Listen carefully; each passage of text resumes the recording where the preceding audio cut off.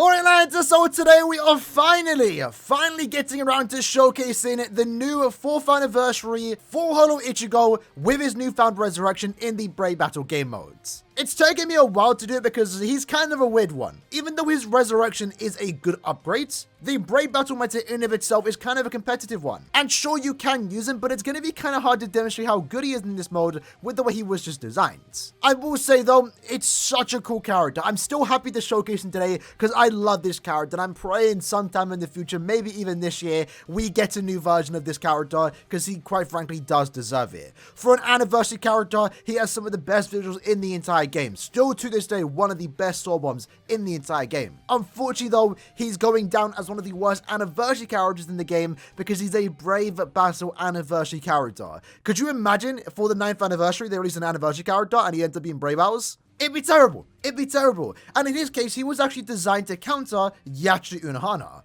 Unfortunately, though, the timing was terrible because we already had a better character, that being Calmfield Noritora, who did that job and better. So unfortunately, he never really had a place in the meta, but maybe he does now with this newfound resurrection. So in this case, we do have him technically max transcended, just not level 10 SP. And we're going with a full defense build for this video. Is that the best thing to do? Probably not. But since I have a 3-star defense, I thought, yeah, we might as well just go down the full defense build and see how it does work. Probably the ideal situation here is to go with 3-star attack. And for the sake of the video, let's let RNG decide whether we go with full defense or full attack. If we get 3-star attack now, then we're going to go with the attack build. Unfortunately, we didn't, so we're sticking with defense. Either way though, when it comes to this character resurrection, what exactly did he pick up? For starters, his soul trait, Last Ditch Survival, is now that with the addition of 24% more damage at low stamina. It makes sense. When the character dies, he will revive and he'll be at low stamina, so he gets to take advantage of that particular low stamina damage skill. When it comes to the skills that he picked up 2 new skills. First, he got a 50% non-attack damage increase, which is notable, right? Originally only having Flurry +1, now he does 50% more damage, technically 74% if you are at low stamina.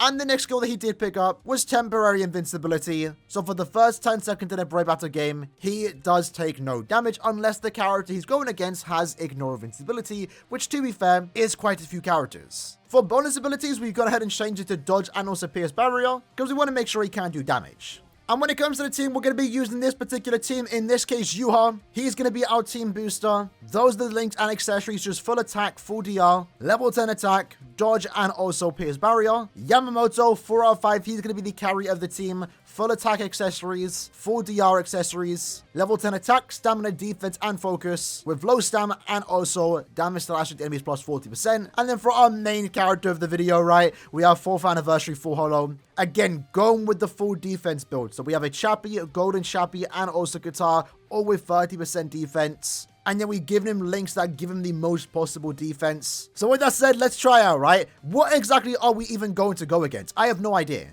He wants to go against captains because he only has DR against them. That's one of the problems with him, by the way. He has a 20% DR, but only against captains. And that's not too bad because there are quite a few captains out here, but we can have to be picky on who we do go against. In this case, I guess let's do this. Remember, he is invincible for the first 10 seconds, so he mainly works against SP characters, and you do still see a lot of SP characters in this game modes. So if you put him against an SP character, there's a good chance he's going to make quick work of them. Almost so he just won't die. So in this case, let's go against Shadow. We're going to make sure our Yamamoto is against their Yuha. Let's see how it does go. They have a max transcended 6th anniversary Aizen. Can we even kill? I mean, we killed. We did the job. That's what we're going for, right? He is definitely going to be the weakest character in our particular team. Look at the animation. He's so cool. I might actually unironically rock this team. It's not really the best team I can make, but I get to use him. I really do like using him. But he did his job there. He didn't die to 6th anniversary Aizen, and he took him out. Our next team is a triple SP team, all Burn the Witch characters, which in a normal situation might actually be any non-invincible teams, but in this case, again, we do have 2 invincible characters, so we're able to basically just go through them super easy. You can see that Yuha did lose, but that's expected, right? You don't put non-invincible characters against a triple SP team. Let's try that once more, though. In this case, we have a decently built Sergeant. I have no idea if we're going to win this. I don't expect to.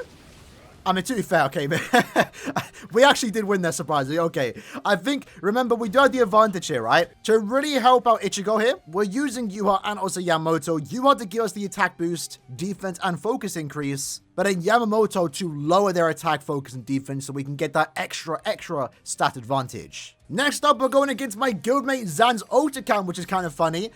We should make quick work of this team. Let's find out, though.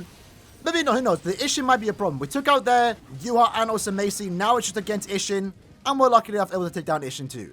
Again, Ichigo probably didn't really contribute much to the team there, but the main thing is that he was able to take a hit from Macy since he is invincible. Next up, we're going to do a double test. In this case, we have two Ichigos max transcended. They have a max transcended Ichigo against our 1 out of 5 UR, and you can see that our UR actually lost, which is kind of cool to see, I think. Now, we should win this because he's going to grab the soul bomb. It's not really going to do much, right?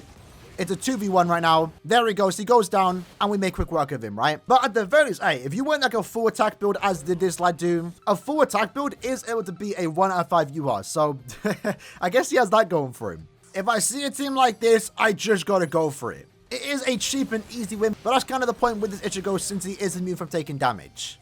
It's the only time to really show the good thing about that skill, because most characters in this game mode are able to go through it. This is a pretty interesting team, but we are putting our Yamamoto against their UR, and that should make quick work of him. Hopefully don't even allow him to use his SA2. Potentially did, I'm not sure. I think they used the boost right at the end, but we were still able to win, no problem right there. Next up, we have Ichigo against a 1 out of 5 Safui Kenpachi. Let's see how this one turns out. We, of course, do have the stat advantage here, and it looks like we are winning, to be fair. Look at that. He couldn't really do much damage to us, and we were able to also take out Kuriyashiki. Somehow, our Yamamoto ended up dying, and Ichigo somehow ended up being the highlight character from that particular match. 2 SP characters, so you know what that means. We're taking out the Ichigo. He's going to go against Bruno. Tank all the hits, makes no difference to us. Yuha goes down, but with 2 invincible characters, it doesn't matter to us. This lad here has an SP character, so we're going to go against them. Doesn't really like they've really worked on their characters, to be fair, so this will be a quick, easy match. But maybe not. You know, our Yuha went down super quick thanks to the fact they were using an SP character. I guess now it's a 2v1, right? Yeah, not really a problem. Could have been, though. Could have been. So now we're putting him against a special move level 3 out of 5 Yuha, so a level 10 attack, focus, and also stamina. Let's see how decent he can do, right? Potentially a decent amount. We did get paralyzed, unfortunately, so we are going to lose there, but we should still win the matchup. Yes, we do. That's one thing you got to remember with Ichigo. He's not immune to any status ailment. So unfortunately, while he could have potentially been a decent opponent for Yuha, he got paralyzed. But he did take a few hits. He stalled enough. That was the main point, I guess. He was stalling enough for our 2 teammates to do the damage and then take out their Yuha. This is a Safui Yamamoto, and I just realized right now I shouldn't have done that, but let's see how well he can tank.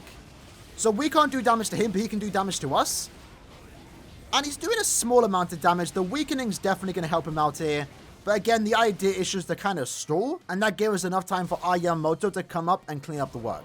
SP team, you know what that means. But they do have a max transcended Yuha. Let's see how much damage we are capable of doing here. They are going to boost. Do we debuff? I don't know. I mean, we stalled enough. We stalled enough. This is close. Oh. That was a close one. That was very, very close. I couldn't really pay attention there. I'm not sure if we even did use our debuff, but I think what happened there is that he was able to use the buff after the debuff, and therefore it just negated those effects. Could have helped there, but at least Ichigo did do some decent damage, and Ichigo with Yama's cleanup was able to take out a max transcended Yuha. We are taking it back in time with this team. I have no idea what's going on here, but I do see a captain, that being Kenpachi. Let's put them against each other. Both of these characters here are actually full defense build. What we are noticing is that he isn't actually able to do enough damage to us. So he was doing 0 damage to Ichigo. Actually, never mind. I forgot he has the invincibility, right? So yeah, Ichigo made for a decent opponent against that Kenpachi. But to be fair, most people do. This team right here is kind of a mirror match. The only difference is that we have a Ichigo versus their Yamamoto. We are now up against a special level 3 out of 5 Kuriyashiki. Level 10 attack, focus, and stamina. Let's see how it does go. We're doing some respectable damage here. We got around to 50%, where we are going to slow down a bit because he has the extra defense boost. But we are still able to actually win that battle right there. That's actually quite cool to see. This lad had a very similar power level to us, so let's go against it. We have our Ichigo once more against another Kuriyashiki. We should be pretty much able to win this fight. Yeah, look at that. He's doing 1 damage to us. He cannot do any damage to us. And that mainly came from the fact that we lowered their stats while raising our stats, right? This lad has a pretty well-built team, 2 max transcended characters. The hope is that we can stop them from using the SA2, debuff them too, so we can get the advantage here. Let's find out. Unfortunately, our UR did actually die, or our Yamamoto died, but we actually were able to defeat their Kenpachi and still end up winning that game somehow. We'll take it. And to finish it up, let's go against this team. They have 2 max transcended characters. Hopefully, our Yamamoto can win the fight here. If we can, we are pretty much golden. There we go. Ichigo was faring quite well against their Sergeant, as you can see, like he could barely kill him there. And that gave us enough time for Yua and also Yamamoto to finish up Sergeant. But there you have it, lads. That was basically a 4th anniversary of 4 Holo Ichigo in a nutshell. And it's very similar to ICHIGO Resurrection that we did get a few months back. At max Transcendence, if you invest enough into the character, you can make him work in this game mode. Ideally, he does want to go against captains or SP characters since he is invincible. You do have to be a tad bit careful, though he obviously isn't the best character in this mode, but he definitely is more usable than most characters. One big thing I noticed is that we have to be a bit careful on who we go against in terms of status elements. A few times we went against Yua or also Sergeant, we could have won the fight, but unfortunately, he ended up getting paralyzed. But you know what? At a full defense build, he held his own quite well, to be honest. A full attack build might be better here, and I'd more so recommend that. But to be honest, he wasn't all that bad.